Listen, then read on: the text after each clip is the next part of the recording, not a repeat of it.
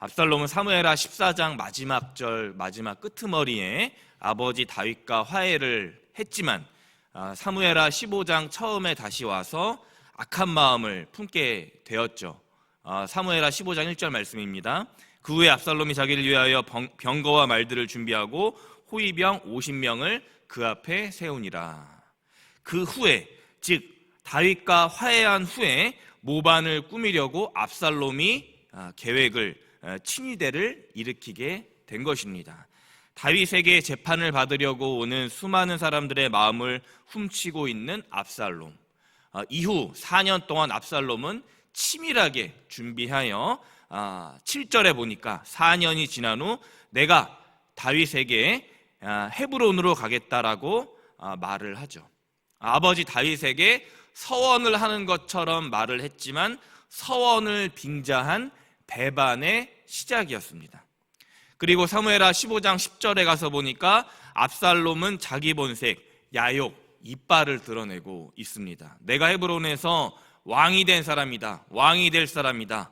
그러자 원근각처에서 그를 따르는 사람들이 구름대처럼 몰려들게 됩니다. 길로 사람 아히도벨까지 포섭하고 있는 압살롬. 13절에 보니까 한 전령이 다윗에게 말했죠. 이스라엘의 마음이, 이스라엘의 인심이 모두 다 압살롬에게 넘어갔습니다 라고 그 전언을 전하게 됩니다. 사면초가에 빠지게 된 다윗, 위급함을 그 즉시로 느낀 다윗은 후궁 10명만 왕궁에 남기고 가족들과 함께 예루살렘 성읍을 탈출하게 됩니다. 그 모습을 하나님께서도 어찌나 긍휼히 여기셨는지 벳메르하게 멈춘 다윗 일행은 그레스의 사람들, 블렛 사람들, 가드에서 온 600명의 무리를 만나게 됩니다. 든든한 지원군이 눈앞에 펼쳐진 거예요. 그런데 이때 다윗은 우리들이 예상한 것과 다른 엉뚱한 이야기를 하게 됩니다. 19절 말씀입니다.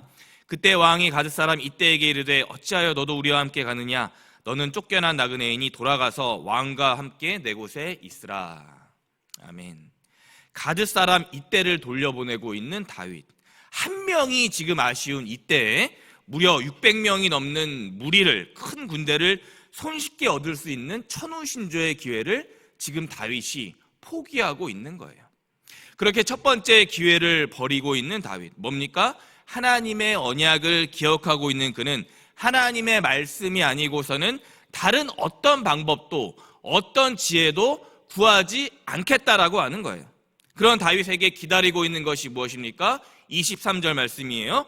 온 땅 사람이 큰 소리로 울며 모든 백성 앞에 건너가매 왕도 기드론 시내를 건너가니 건너간 모든 백성이 광야길로 향하니라. 아멘. 모든 사람이 통곡하며 왕과 무리들이 기드론 시내가, 기드론 강가를 건너게 됩니다. 그리고 예전에 방황하던 다윗이 방황했던 그 광야길에 다윗은 다시 들어가게 됩니다. 자기의 어려웠던 시절로 자기가 다시 들어가게 되는 거예요. 하나님이 더 좋은 것들을 허락해 줄 줄 알고 인간적, 세상적 방법을 포기했더니 더 큰 문제, 더 큰 장애물, 더 큰 시험이 삭막한 허허벌판 사막 광야가 다윗에게 펼쳐지고 있는 것입니다. 이것이 하나님의 방법, 하나님의 계획인 것이죠. 문제와 시험 앞에서도 그를 예비하신 하나님, 다윗 왕을 더 크고 더 깊게 더 단단히 빚어가시려고 광야길을 준비하시는 하나님, 그것이 하나님의 치밀한 큰 구원의 계획인 것입니다. 그렇게 광야길을 다윗에게 허락하신 하나님, 그러자 이번에 두 번째 기회가 다윗에게 찾아오게 됩니다. 오늘 말씀 24절입니다. 보라, 사독과 그와 함께한 모든 레위 사람도 하나님의 언약궤를 메어다가 하나님의 궤를 내려놓고 아비아달도 올라와서 모든 백성이 성에서 나오기를 기다리도다. 아멘. 사독과 아비아달, 레위 민족들이 하나님의 언약궤를 다윗에게 제시하고 있습니다. 왕이여, 이 궤만 있으면 다시 저 사악한 압살롬을 물리쳐 왕은 다시 왕위에 재기할 수 있습니다. 이 하나님의 궤는 이미 사무엘상 4장에서 블레셋과 전투를 하며 뺏고 빼앗았던 그 물건이죠. 그 신통방통한 하나님의 궤가 자기 눈앞에 그 눈 바로 앞에 지금 온 거예요. 앞에 가드 사람 이때와 600명의 그 큰 군대의 무리, 첫 번째 그 좋은 기회에 이어서 그보다 더 확실한 방법, 괴가 다윗 앞에 오게 된 것입니다. 그러나 다윗은 처음에 이어 이번에도 이 괴를 거절하게 됩니다. 왜요? 다음 25절에 이 괴가 중요한 것이 아닌 살아계신 하나님과 그 하나님께서 하실 말씀이 나를 인도하실 것이고 그곳이 바로 하나님이 계신 괴 처소이다라는 확신과 믿음이 다윗에게는 있었기 때문이에요. 만약 여기서 다윗이 하나님의 괴를 받아서 보관했다면 어떻게 되었을까? 그 괴 자체에 집중하느라고 정작 하나님의 말씀과 인도를 광야에서 온전히 경험하지, 체험하지 못하게 되는 거죠. 결국 사독과 아비아달이 가져온 괴를 예루살렘의 본래 자리로 갖다 놓게 합니다. 다윗, 한 인간의 삶이 이처럼 처절하고 기구할까요? 하늘이 내려준 이 천금 같은 기회를 두 번이나 물리치고 있는 다윗. 아마 다윗의 가족들, 측근들은 땅을 치며 후에 원망했을 것입니다.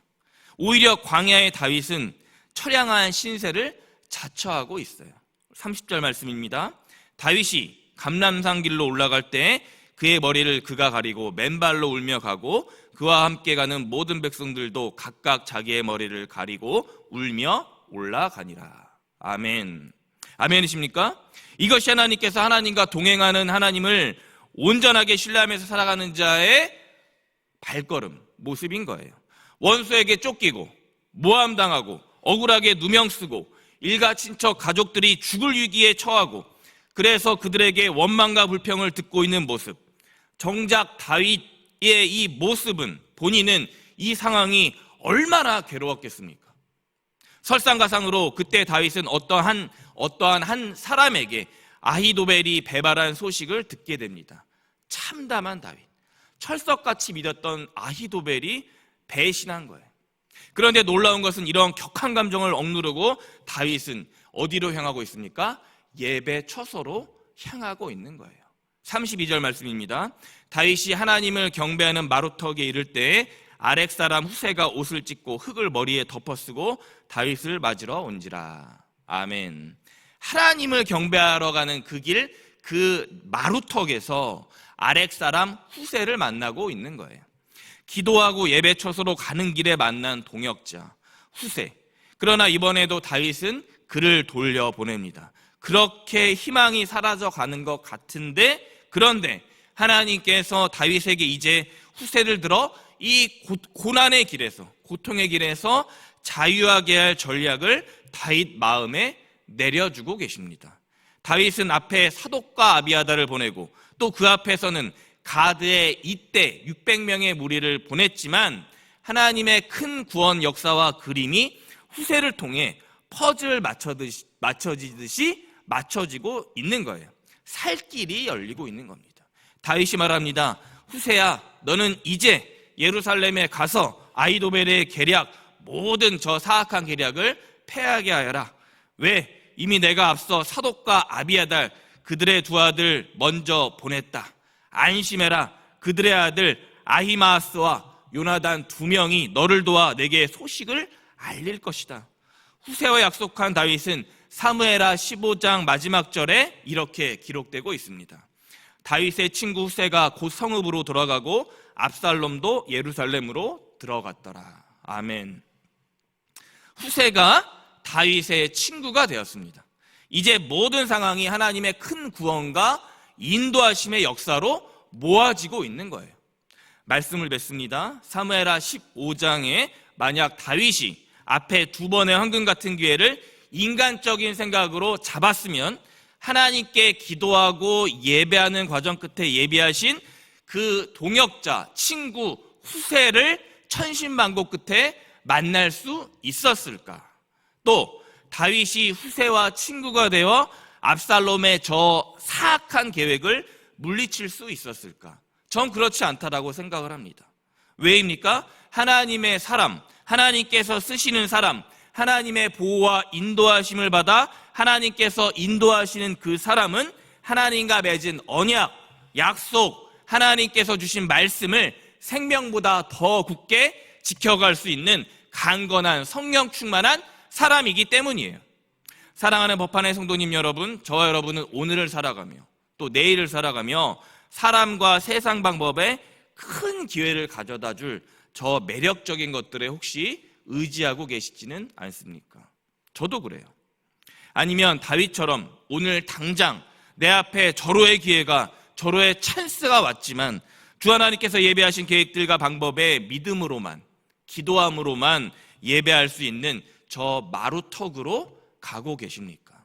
만약 저와 우리들이 후세를 만난 다윗처럼 하나님의 말씀을 쫓아 따라간다면 오늘 문제와 시험에 변함없이 한치의 오차도 없이 신실하게 구원하실, 해결하실 하나님을 경험하게 되는 큰 생명, 구원, 회복의 역사는 저와 여러분 앞에 펼쳐지게 되는 것입니다. 그렇게 하나님께서 반드시 저와 여기 계신 모든 분들을 인도하실 거예요. 이 아침 그렇게 신실하신 하나님의 말씀만 쫓아 따라가실 여러분들 모두가 되시기를 간절히 축원합니다. 아멘. 기도하시겠습니다. 다윗의 친구 우세가 곧 성읍으로 들어가고 압살롬도 예루살렘으로 들어갔더라. 아멘. 하나님, 토요일 아침 생명의 말씀으로 우리들의 심령을 일깨우시니 감사합니다. 사무엘하 15장 다윗처럼 어떤 고난과 역경에도 하나님의 말씀만 쫓아 따라 살아가는 저와 우리들 가정 일터되게 하여 주옵소서. 우리를 죄에서 구원하신 예수 그리스도의 이름 부르며 간절히 기도드렸습니다. 아멘.